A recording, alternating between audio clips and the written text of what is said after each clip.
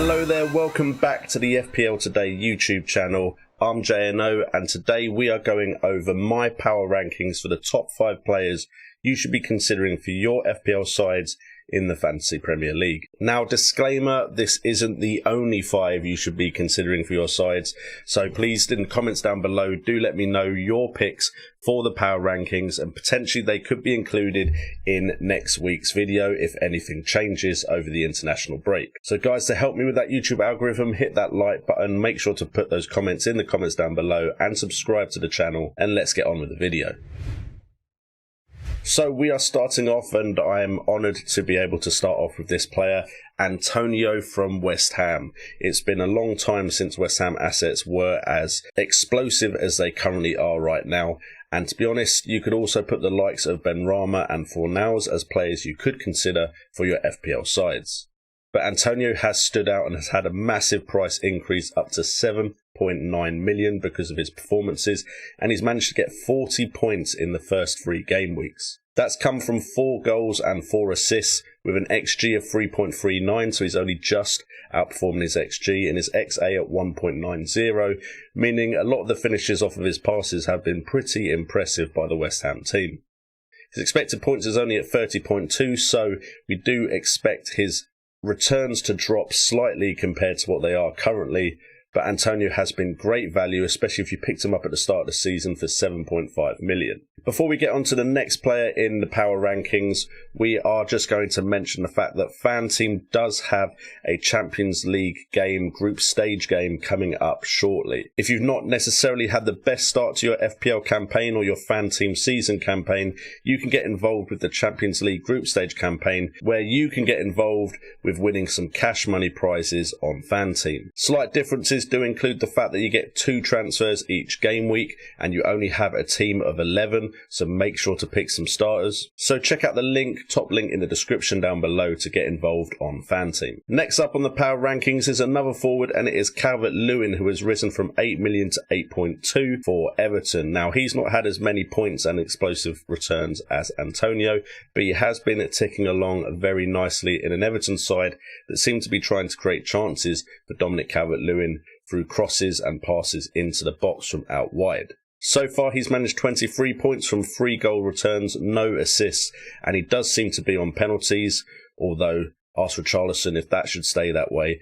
And he has got an XG of 2.98 with an XA of 0.49 and expected points at 23.6. Now, the issue with Calvert-Lewin is, of course, the imminent return to the Premier League of Cristiano Ronaldo. Can you really afford both Antonio and Calvert-Lewin alongside Ronaldo and potentially some other heavy hitters you want in your side? That's a question I can't answer for everyone, and at the moment I do not have Dominic Calvert-Lewin, and potentially my main goal is to see if I can get Ronaldo into my side. We move on to the midfield, and we are looking at Ferran Torres from Man City, who has had a price increase to 7.1 million from 7 million. And the reason I like him so much and he's included in the power rankings is because at 7.1 million, he's relatively cheap compared to a lot of the other midfielders we could be looking at, and he could be playing up front for Man City in the league. Now, we need to see what happens when the Champions League does come around, and of course, there is always Pep Roulette, but he has managed 23 points as well from 2 goals and 1 assist. With an XG at 1.50 and an XA at 0.34 with expected points at 17.8, Ferran Torres could be a great enabler for some of the big hitters that we want to get into our sides, whilst also getting Man City coverage. And at the moment, everyone seems to be getting at least some minutes in most games, so potentially he could still get returns even if he does come off the bench. Moving to the defence, and it's a very regular name on the channel, it's Trent Alexander-Arnold. He's not had a price increase because I think a lot of people do own him, and he is expensive, and I think people maybe who haven't got him in aren't necessarily looking to bring him in because of bigger hitters elsewhere. But from Liverpool, he's managed to get 22 points so far this season. Clean sheets are included in that because Liverpool do look a lot better defensively now that Van Dijk is back. You could, of course, go for Van Dijk to get that Liverpool coverage, but Trent Alexander-Arnold has had 1 assist and an XG of 1.38, not that he's managed to score yet, and an XA of 1.76 with expected points at 18.6. But he has been creating the most chances for any defender in the league, so potentially there could be some big point hauls around the corner. And then finally, we're looking at Cristiano Ronaldo. Now, this may not always happen. It's normally going to be players that do have some sort of stats for me to talk about from this season. But with Cristiano Ronaldo returning to the Premier League, I think everyone's eyes are on him to bring it into their sides. And his ownership could be very big once he does finally sign all the paperwork.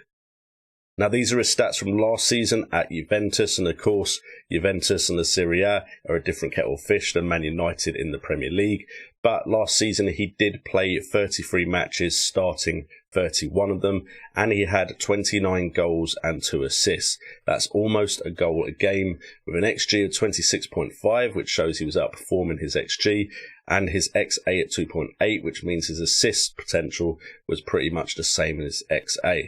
The thing is, Ronaldo is an elite player, and it could be the potential of picking between the likes of him, Harry Kane, Lukaku, Mohamed Salah, and Bruno Fernandes, along with Kevin De Bruyne, as to how your Premier League season goes. So there's plenty of big hitters for us to pick from, but his great return for a lot of years now of getting over 20 goals, which means it's pretty likely that we're going to see Ronaldo return at least 20 goals at Man United, as long as he doesn't get injured.